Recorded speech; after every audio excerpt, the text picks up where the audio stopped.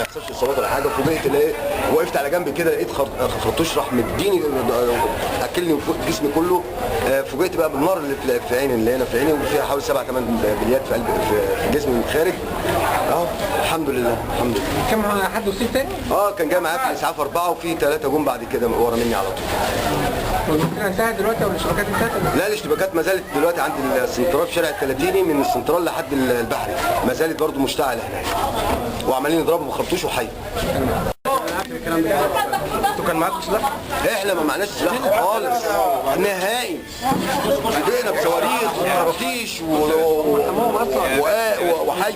صور اللي انت هتصوره؟ صور كمية خرطوش وكمية رصاص عمال يتضرب علينا في السلطان حسين قدام المديرية.